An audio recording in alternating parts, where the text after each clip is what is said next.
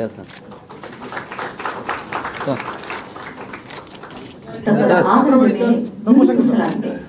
Sir C M sir ಜಾರಿಗೆ ಬಂದಿರುವ ಹೊಸ ಕ್ರಿಮಿನಲ್ ಕಾನೂನುಗಳ ಬಗ್ಗೆ ಸಂಪೂರ್ಣ ಮಾಹಿತಿಯನ್ನು ಒಂದೇ ಸ್ಥಳದಲ್ಲಿ ಸಮಗ್ರ ಮಾರ್ಗದರ್ಶಿಯಾಗಿ ಕಾರ್ಯನಿರ್ವಹಿಸಲು ಮೊಬೈಲ್ ಅಪ್ಲಿಕೇಶನ್ ಸಂಚಯವನ್ನು ಅಭಿವೃದ್ಧಿಪಡಿಸಿದೆ. ಈ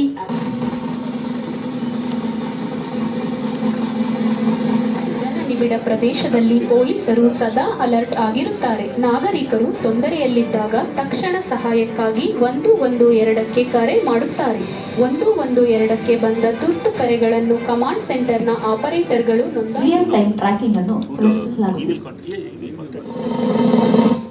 ಸೇಫ್ ಕನೆಕ್ಟ್ಗೆ ಸ್ವಾಗತ. ಸೇಫ್ ಕನೆಕ್ಟ್ ಒಂದು ತಡೆರಹಿತ ದ್ವಿಮುಖ ಆಡಿಯೋ ವಿಡಿಯೋ ಕರೆಗಳನ್ನು ಒದಗಿಸುವ ಹಿರಿಯ ಪೊಲೀಸ್ ಅಧಿಕಾರಿಗಳ ಪರಿಶೀಲನಾ ಸಭೆ ನಡೆಯಿತು.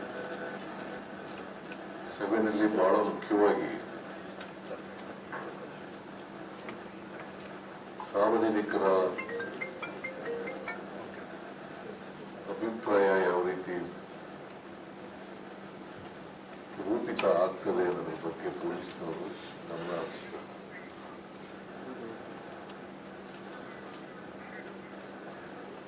ನಾನು ಗೃಹ ಸಚಿವರು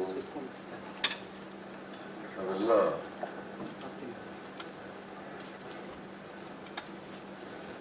ಮತ್ತೆ ಪೊಲೀಸ್ ವ್ಯವಸ್ಥೆ ಇವೆಲ್ಲವೂ ಕೂಡ ಜನರ ಆಸ್ತಿ ಪಾಸ್ತಿ ಪ್ರಾಣ ರಕ್ಷಣೆ ಮಾನ ರಕ್ಷಣೆ ಅವ್ರಿಗೆ ಒಂದು ಸುರಕ್ಷಿತವಾದಂಥ ವ್ಯವಸ್ಥೆ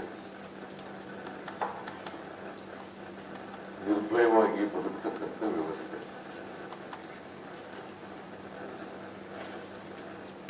ಅಂತ ಒಂದು ವಾತಾವರಣವನ್ನ ನಿರ್ಮಾಣ ಮಾಡಬೇಕಾಗಿರ್ತಕ್ಕಂಥದ್ದು ನಮ್ಮ ಕರ್ತವ್ಯ.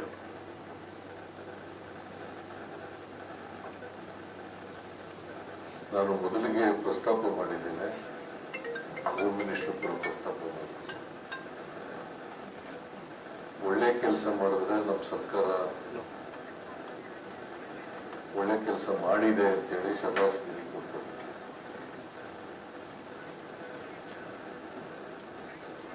ಅವರು ಕರ್ತವ್ಯ ಲೋಪ ಮಾಡಿದ್ರೆ, ಬೇಜವಾಬ್ದಾರಿಯಿಂದ ನಡ್ಕೊಂಡ್ರೆ ಯಾರು ಕೂಡ ಸಹಿಸಲ್ಲ ಅಂತಕ್ಕಂಥದ್ದನ್ನು ಕೂಡ ಹೇಳಿದ್ದೀವಿ, ಬಹಳ ಸ್ಪಷ್ಟವಾಗಿ ಹೇಳಿದ್ದೀವಿ.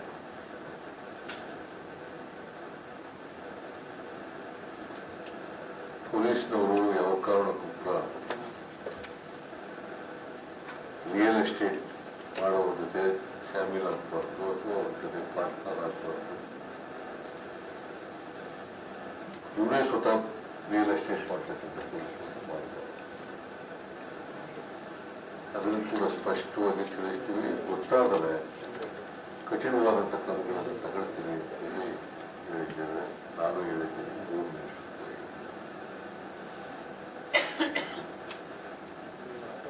ನಾನು ಕಟ್ಟುನಿಟ್ಟಿನ ಸೂಚನೆಯನ್ನು ಕೊಟ್ಟಿದ್ದೇನೆ.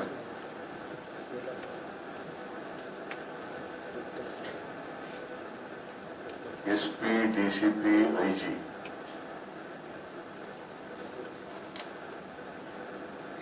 ಮತ್ತೆ ಪೊಲೀಸ್ ಕಮಿಷನರ್ ಎಲ್ಲರೂ ಕೂಡ ಪ್ರತಿದಿನ ಒಂದು ಪೊಲೀಸ್ ಸ್ಟೇಷನ್ಗೆ ವಿಸಿಟ್ ಮಾಡಲೇಬೇಕು. ಅಲ್ಲಿ ಸ್ಥಳೀಯ ಜನರನ್ನ ಭೇಟಿ ಮಾಡಿ ಸಮಸ್ಯೆಗಳೇನು ಅಂತ ತಿಳ್ಕೊಬೇಕು. ಸ್ಥಳೀಯ ಪೊಲೀಸ್ನವ್ರಿಗೆ ಗೊತ್ತಾಗ್ದೇನೆ ಯಾವ ಅಪರಾಧಗಳು ಕೂಡ ನಡೀಲಿಕ್ಕೆ ಸಾಧ್ಯ ಆಗಲ್ಲ.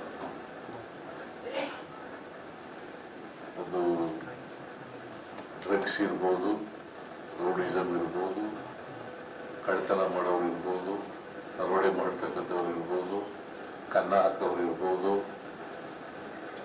ಮಟ್ಕ, ಜೂಜು ಕ್ಲಬ್ಗಳು ಇವೆಲ್ಲ ಅವರು ಗೊತ್ತಿಲ್ಲದೆ ನಡೆಯಕ್ಕೆ ಸಾಧ್ಯನೇ ಇಲ್ಲ. ಕೆಲವು ಕಡೆಗಳಲ್ಲಿ ಪೊಲೀಸ್ನವರು ಇಂಥ ಕೃತ್ಯಗಳನ್ನ ಮಾಡ್ತಕ್ಕಂಥವ್ರ ಜೊತೆಯಲ್ಲಿ ಶಾಮೀಲಾಗ್ಬಿಡ್ತಾರೆ. ಸೊ ಅವರು ಮನಸ್ಸು ಮಾಡಿದ್ರೆ ಬಹುತೇಕ ಅಪರಾಧಗಳನ್ನ ತಡೀಲಿಕ್ಕೆ ಸಾಧ್ಯ. ನಾನು ಲಾಯರ್ ಆಗಿ ಅನುಭವದಿಂದ ಹೇಳ್ತಾ ಇದ್ದೇನೆ, ಕ್ರಿಮಿನಲ್ ಸೈಡ್ ಪ್ರಾಕ್ಟೀಸ್ ಮಾಡ್ತೀನಿ.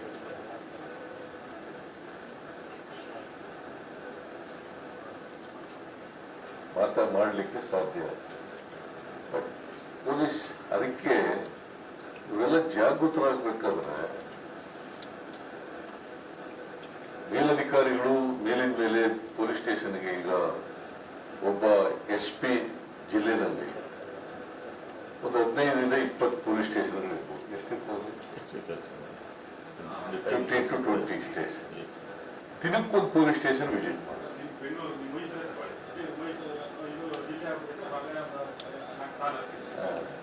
ಅದಕ್ಕೆ ನಾನು ಹೇಳೋದು, ಕನಿಷ್ಠ ಒಂದು ತಿಂಗಳಲ್ಲಿ ಒಂದು ಪೊಲೀಸ್ ಸ್ಟೇಷನ್ಗೆ ವಿಸಿಟ್ ಮಾಡಿ, ಅಲ್ಲಿ ಜನರ ಜೊತೆ ಸಂಪರ್ಕ ಕೂತ್ಕೊಂಡು ಜನಸಂಪರ್ಕ ಕೆಲಸ ಮಾಡಬೇಕು. ಅದು ಮಾಡಿದ್ರೆ ಆ ಸ್ಟೇಷನ್ ವ್ಯಾಪ್ತಿನಲ್ಲಿ ಏನೇನು ನಡೀತವೆ ಅನ್ನೋದೆಲ್ಲ ಗೊತ್ತಾಗುತ್ತೆ. ಜನರ ಜೊತೆ ಮಾತಾಡಿದ್ರೆ, ಚರ್ಚೆ ಮಾಡಿದ್ರೆ ಗೊತ್ತಾಗುತ್ತೆ. ಇದನ್ನ ತಪ್ಪದೇನೆ ಎಲ್ಲ ಅಧಿಕಾರಿಗಳು ಕೂಡ ಮಾಡಬೇಕು ಅಂತೇಳಿ ಕಟ್ಟುನಿಟ್ಟಿನ ಸೂಚನೆಯನ್ನು ಕೊಟ್ಟಿದ್ದಾರೆ.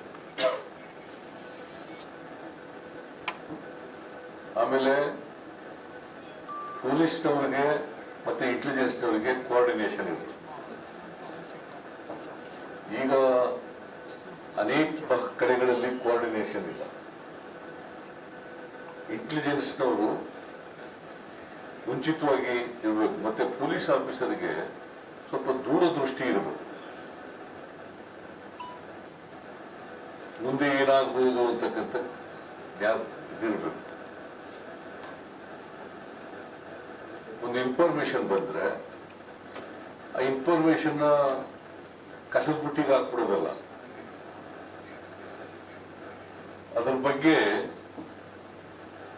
ಫಾಲೋಅಪ್ ಆಕ್ಷನ್ ಇರಬೇಕು.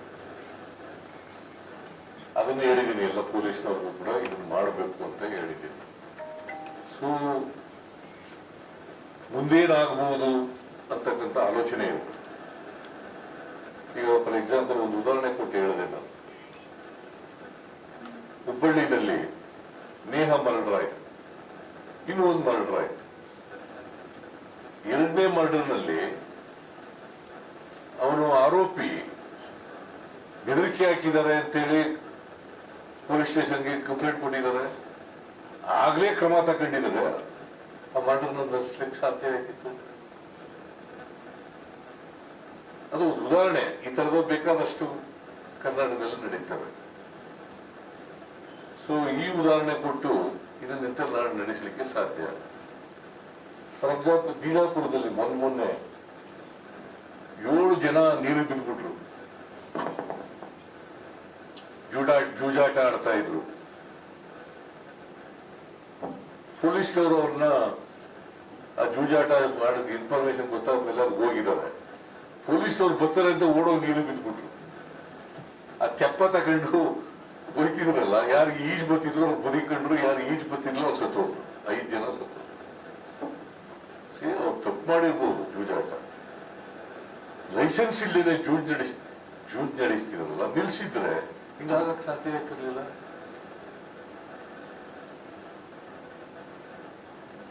ಯಾರೇ ಆಗ್ಲಿ ಲೈಸೆನ್ಸ್ ಇದ್ರೆ ಜೂಜ್ ಆಡೋದು ಅಂತಂದ್ರೇನು? ಸೊ ಇದನ್ನ ಇಂಥದ್ದು ಕೆಲವು ಉದಾಹರಣೆಗಳು ಕೊಟ್ಟೆ. ಮತ್ತೆ ಕೆಲವು ಶಿಸ್ತು ಕ್ರಮಗಳು, ಪೊಲೀಸ್ನವರೇ ಅಶಿಸ್ತಿನಿಂದ ನಡ್ಕೊಳ್ಳೋದು, ಅದಾಗಬಾರ್ದು. ಪೊಲೀಸ್ನಲ್ಲಿ ಶಿಸ್ತು ಇರಲೇಬೇಕು, ಶಿಸ್ತು ಮೇಂಟೈನ್ ಮಾಡಲೇಬೇಕು. ಎಲ್ಲ ಪೊಲೀಸ್ನವರು ಕೂಡ ಶಿಸ್ತು ಕಾಪಾಡತಕ್ಕಂಥ ಕೆಲಸವನ್ನು ಮಾಡಬೇಕು. ಮತ್ತೆ ಎಲ್ಲರೂ ಒಗ್ಗಟ್ಟಿನಿಂದ ಕೆಲಸ ಮಾಡಬೇಕು. ಶಿಸ್ತಿಲ್ಲದ್ರೆ ಕಷ್ಟ. ಬಿಜಾಪುರದಲ್ಲಿ ಅಂತ ಅನ್ಸುತ್ತೆ ಅಲ್ಲ, ಬಿಜಾಪುರದಲ್ಲಿ ಬಂದು ನಡೀತು. ಅವರು ಯಾವುದೋ ಒಂದು ಪಕ್ಷದ ಸಿಂಬಲ್ ಇರ್ತಕ್ಕಂಥ ಶಾಲೆಗಳನ್ನ ಹಾಕೊಳ್ಳೋದು. ಬಿಜಾಪುರದಲ್ಲ, ಆಯುಧ ಪೂಜೆದಲ್ಲಿ ಅಥವಾ ಎಲ್ಲ ಮಾಡಬಾರದು. What information would go, what message would go?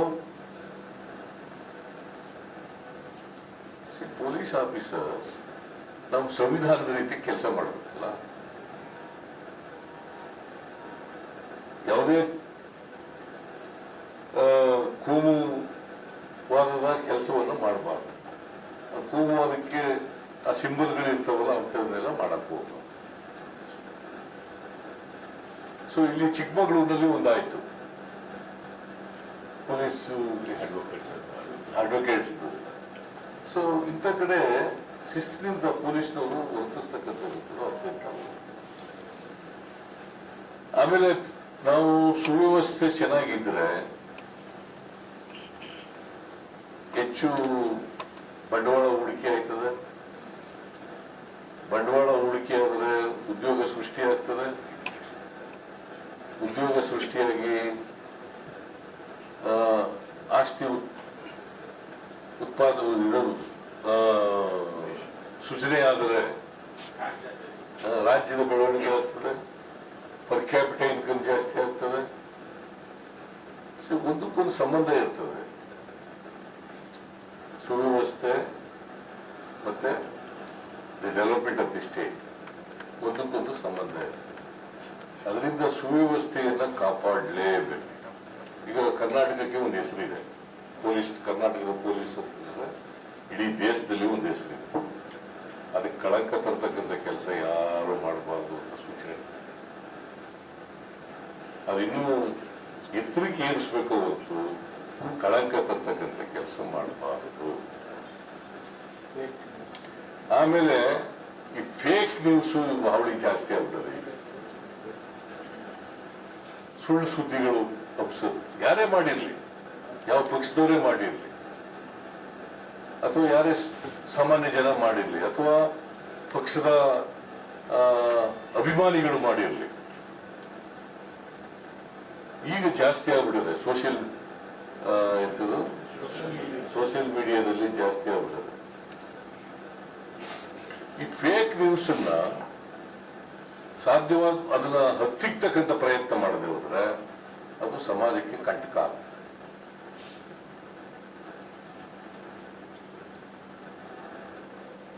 ಒಬ್ಬರು ತೇಜವಧೆ ಮಾಡೋದು,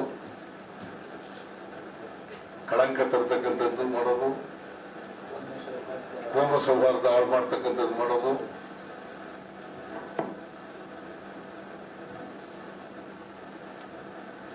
ಇದನ್ನ ಸೌಹಾರ್ದ ಹಾಳು ಮಾಡ್ತಕ್ಕಂಥ ಯಾರೇ ಮಾಡಲಿ ಅವ್ರ ಮೇಲೆ ಕಠಿಣವಾದಂತ ಕ್ರಮ ತಗೊಂಡು. ಈಗ ನಾವು ಕರ್ನಾಟಕದಲ್ಲಿ ಫ್ಯಾಕ್ಟ್ ಚೆಕ್ ಅಂತ ಮಾಡಿದ್ದೀವಿ. ಎಲ್ಲ ಜಿಲ್ಲೆಗಳಲ್ಲೂ ಮಾಡಿದ್ದೀವಿ.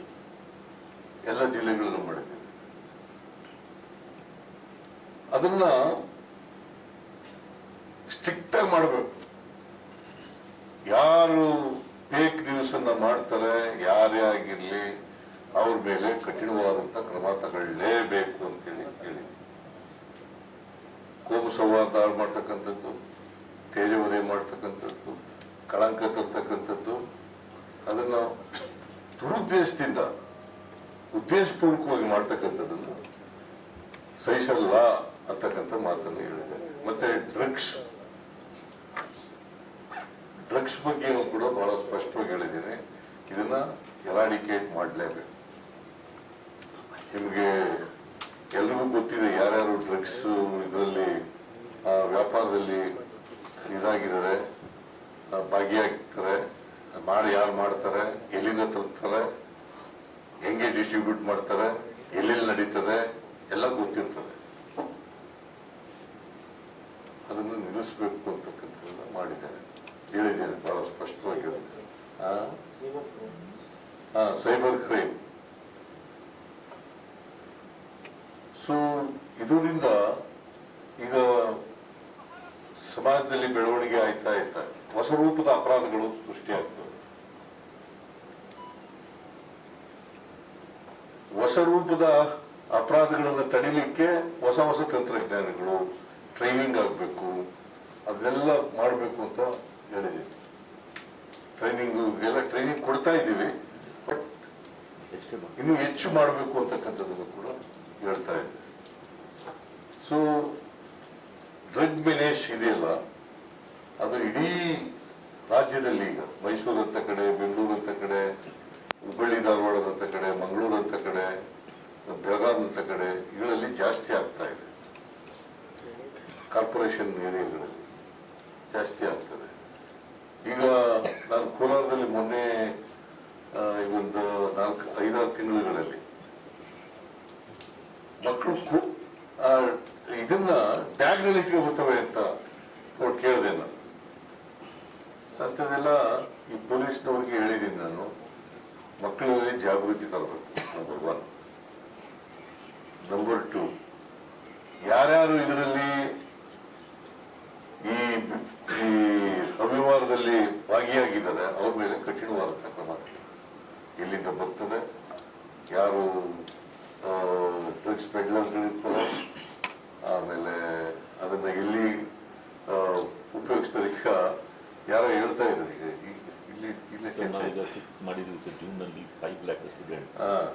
ಆ ಟ್ಯಾಬ್ಲೆಟ್ಗಳು, ಚಾಕ್ಲೇಟ್ಗಳನ್ನ ಫ್ರೀಯಾಗಿ ಕೊಟ್ಬಿಡೋದು ಸ್ವಲ್ಪ ದಿನ, ಆಮೇಲೆ ದುಡ್ಡು ವಸೂಲು ಮಾಡೋದು.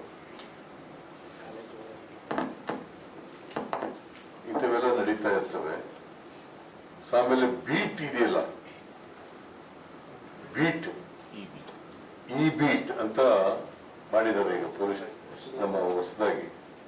ಅದು ಬಹಳ ಜನ ಪೊಲೀಸ್ನವ್ರಿಗೆ ಗೊತ್ತೇ ಇಲ್ಲ ಈ ಬೀಟ್ ಅಂದ್ರೆ ಏನು ಅಂತ. ಆಮೇಲೆ ಎಲ್ಲೆಲ್ಲಿ ಜನಸಂದಣಿ ಇದೆ, ಎಲ್ಲಿ ನಿರ್ಜನ ಪ್ರದೇಶಗಳಿರ್ತವೆ, ಅಲ್ಲಿ ಈ ಬೀಟ್ಗಳು ಜಾಸ್ತಿ ಆಗ್ತವೆ. ಜೊತೆಗೆ ಪೊಲೀಸ್ನವರು ಪ್ರೆಸೆನ್ಸ್ ಇರಬೇಕು, ಯೂನಿಫಾರ್ಮ್ ನಲ್ಲಿ ಪ್ರೆಸೆನ್ಸ್ ಇರಬೇಕು, ಭಕ್ತಿನಲ್ಲಿ ತಿರುಗಾಡೋದಲ್ಲ. ಫುಲ್ ಡ್ರೆಸ್ ನಲ್ಲಿ ಇದ್ರೆ ಭಯ ಬರ್ತದೆ, ಪೊಲೀಸ್ನವ್ರು ಇದ್ದಾರಪ್ಪ ಮಾಡಬಾರದು ಅಂತ ಇರ್ತದೆ. ಈಗ ಯಾರಿಗೂ ಚಾಕು ಹಾಕ್ಬಿಡ್ತಾರೆ, ಪೊಲೀಸ್ನವ್ರು ಇದ್ರೆ ಹಾಕ್ತಾರ? ಇನ್ಯಾರ ಚೈನ್ ಸ್ನ್ಯಾಚಿಂಗ್ ತಗೊಂಡ್ ಮಾಡ್ತಾರೆ, ಪೊಲೀಸ್ನವ್ರು ಇದ್ರು ಮಾಡ್ತಾರ? ಹಗಲು ಕನ್ನ ಹೊಡೆದು ಕನ್ನ ಯಾರ ಮನೇಲಿ ಇರೋದೆಲ್ಲ ನೋಡ್ಕೊಂಡು ಮನೆ ನುಗ್ಬಿಡ್ತಾರೆ, ಕನ್ನ ಹಾಕ್ತಾರೆ. ಇಂಥವೆಲ್ಲ ನಿಲ್ಲಿಸ್ಲಿಕ್ಕೆ ಸಾಧ್ಯ ಆಗ್ತದೆ. ಅದರಿಂದ ಪೊಲೀಸ್ನವರಿಗೆ ಇವತ್ತು ಬಹಳ ನಾನು ಕಠಿಣವಾಗಿ ಇನ್ಸ್ಟ್ರಕ್ಷನ್ಸ್ ಕೊಟ್ಟಿದ್ದೀನಿ, ಹೋಮ್ ಮಿನಿಸ್ಟರ್ ಕೂಡ ಕಠಿಣವಾಗಿ ಕೊಟ್ಟಿದ್ದೀನಿ. ಮತ್ತೆ ಕ್ರೈಮ್ ಸಂಖ್ಯೆ, ಕ್ರೈಮ್ಗಳು, ಅಪರಾಧಗಳು ಕಡಿಮೆ ಆಗ,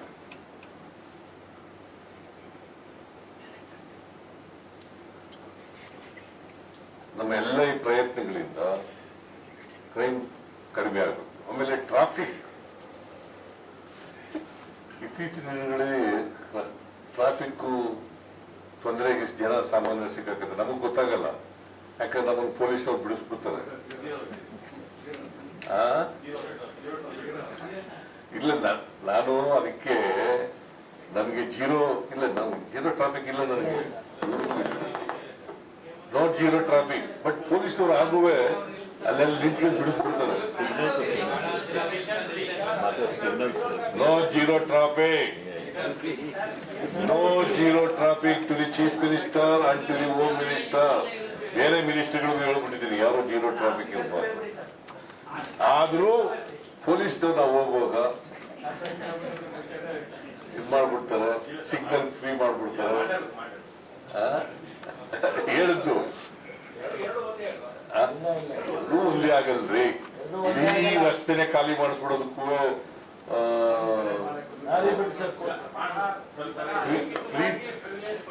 ಟ್ರಾಫಿಕ್ ಫ್ರೀ ಅಂತಂದ್ರೆ ನಾವು ಹೋಗೋ ದಾರಿನೆಲ್ಲ ನೀವು ನೋಡಿದಿರಲ್ಲ. ಈಗ ಪ್ರೈಮ್ ಮಿನಿಸ್ಟರ್ ಹೋಗ್ತಾ ಇರ್ತಾರೆ, ದಾರಿ ಇರ್ತಾರೆ, ಯಾರಾದ್ರು ದಾರಿಗೆ ಹೋಗ್ತಾರ, ಗವರ್ನರ್ ಹೋಗ್ತಾರೆ, ಯಾರು ಹೋಗ್ತಾರ? ನೀವು ತಿಳ್ಕೊಂಡಿರೋದಂಗೆ ನಾನು ನೋಡಪ್ಪ, ನಾನು ಇವತ್ತು ನಿಮ್ಮ ಮೂಲಕನೂ ಹೇಳ್ತಾ ಪೊಲೀಸ್ನವ್ರಿಗೂ ಹೇಳಿದ್ದೀನಿ, ಎಲ್ರಿಗೂ ಹೇಳಿದ್ದೀನಿ, no zero traffic to the chief minister and the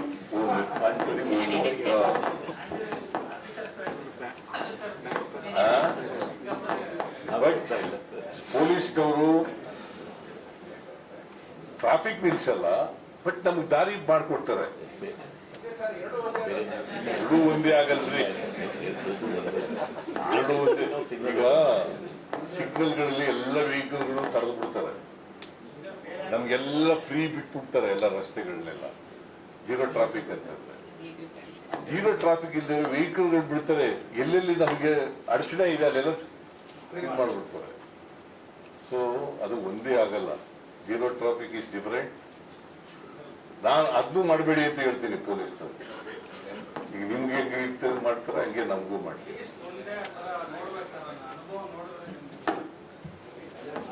ಈಗ ಅದಕ್ಕೆ ಹೇಳಿದ್ದೀನಿ ಪೊಲೀಸ್ನವ್ರಿಗೆ, ಬರೀ ಕಾನ್ಸ್ಟೇಬಲ್ಗಳು ಇರೋದಿಲ್ಲ ಟ್ರಾಫಿಕ್ ನಲ್ಲಿ, ನಿಮ್ಮ ಪೊಲೀಸ್ ಹೈಯರ್ ಆಫೀಸರ್ಗಳು ಕೂಡ ಇರಬೇಕು ಅಲ್ಲಿ ಟ್ರಾಫಿಕ್ ನಲ್ಲಿ ನಿಂತಿರ್ಬೇಕು. ಬರೀ ಆಫೀಸರ್ ಕೂತ್ಕೊಂಡು ಪಂಕ ಕೆಳಗಡೆ ಕೂತ್ಕೊಂಡು ಇರೋದಲ್ಲ, ಪಂಕ ಎಲ್ಲ ಈಗೆಲ್ಲ ಎಸಿಗಳಾಗ್ಬಿಟ್ಟಿದಾವೆ. ಸೊ ಅದೆಲ್ಲ ಪೊಲೀಸ್ನವ್ರಿಗೆ ಹೇಳಿದ್ದೀವಿ. ಸೊ ನಮಗೆ ಹೋಪ್ಸ್ ಏನಪ್ಪಾ ಅಂತಂದ್ರೆ ಇಂಪ್ರೂವ್ ಮಾಡಬೇಕು ಅಂತಕ್ಕಂಥದ್ದು. ಪೊಲೀಸ್ನವ್ರು ನಮ್ಮ ಪೊಲೀಸ್ ಕಾನೂನು ವ್ಯವಸ್ಥೆಯನ್ನ ಇಂಪ್ರೂವ್ ಮಾಡಬೇಕು ಅಂತಕ್ಕಂಥದ್ದು ನಮ್ಮ ಉದ್ದೇಶ.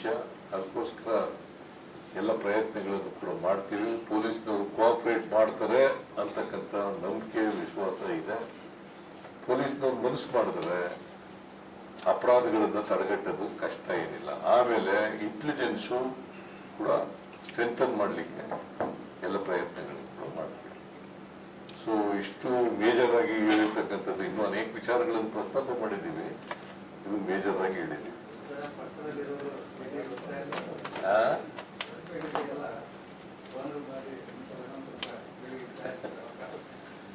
ಮಾಡ್ಲೇಬೇಕಲ್ಲ.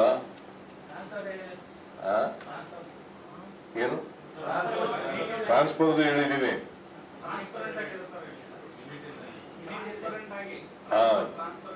ಟ್ರಾನ್ಸ್ಪರೆಂಟ್ ಆಗಿರ್ಬೇಕು ಅಂತ ಹೇಳಿದ್ದೀನಿ.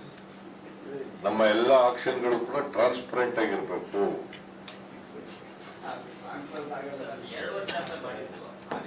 ಪ್ರಯತ್ನ ಮಾಡ್ಬೇಕಲ್ರಿ. ಆಗದೇ ಇಲ್ಲ ಅಂದ್ರೆ ಆಗೋದಿಲ್ಲ. ಏನುವೆ ಪ್ರಯತ್ನನೇ ಮಾಡದೆ ಹೋದ್ರೆ ಏನು ಆಗದೇ ಇಲ್ಲಪ್ಪ ಅಂತ ಬಿಟ್ಬಿಟ್ರೆ ಆಗತ್ತಾ? ಪ್ರಯತ್ನ ಮಾಡಬೇಕು. So we are trying hour level best.